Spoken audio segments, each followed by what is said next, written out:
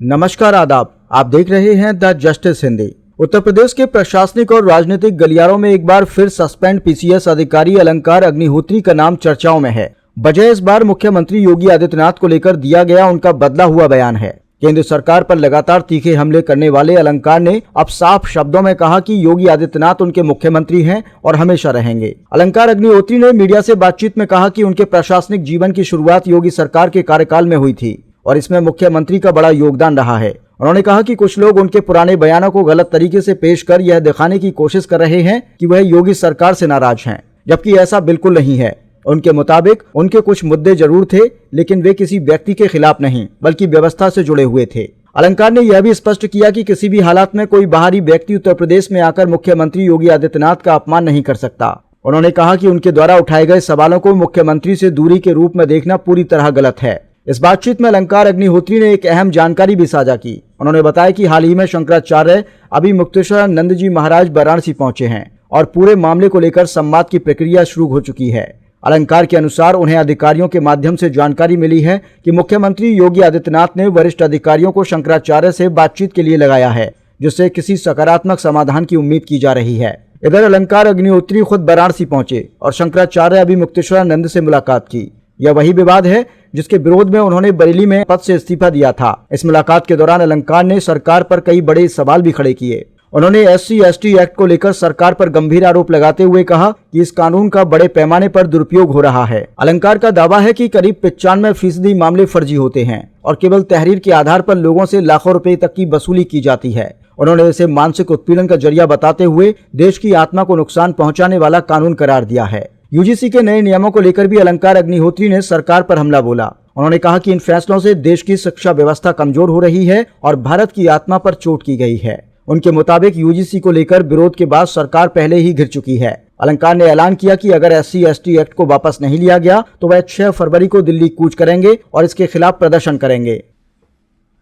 नमस्कार आदाब, आप देख रहे हैं द जस्टिस हिंदी। खबर बरेली से है, जिसने पूरे इलाके को हिलाकर रख दिया है। नशे में डूबे युवकों की हिंसा ने महज 16 साल के मासूम समीर अहमद की जिंदगी छीन ली। मामूली कहासुनी के बाद चाकू से किए गए ताबड़तोड़ हमले में समीर गंभीर रूप से घायल हुआ और इलाज के दौरान उसकी मौत हो गई। यह घटना हाफिजगंज थाना क्षेत्र के रिठौरा कस्बे में 31 जनवरी की रात करीब 10:30 बजे की है। परिजनों ने बताया कि समीर अपने दोस्त अर्श के साथ बाइक से सामान खरीद कर लौट रहा था। जैसे वह नरेश किराना दुकान के पास पहुंचा, वहां पहले से मौजूद नशे में धुत युवकों ने उसे घेर लिया।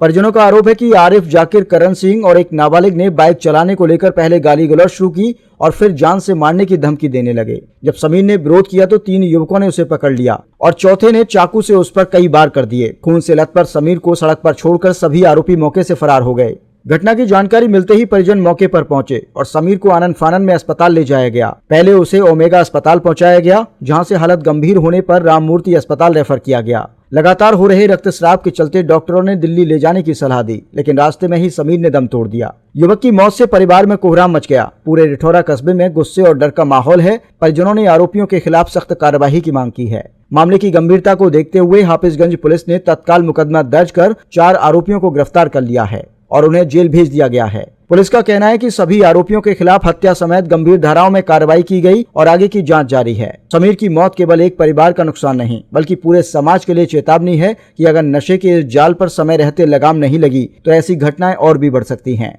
वहीं इस पूरे मामले पर SP नॉर्थ मुकेश चंद्र मिश्रा ने बताया कि सभी आरोपियों को गिरफ्तार कर लिया गया है और विधिक कार्रवाई की जा रही है। देखिए UGC रेगुलेशन 2026 जो 13 जनवरी 2026 को भारत सरकार द्वारा गजट में प्रकाशित किया गया था, उसमें एक क्लॉज है जाति आधारित भेदभाव, जिसमें कि जो सामान्य वर्ग को स्वघोषित अपराधी माना गया।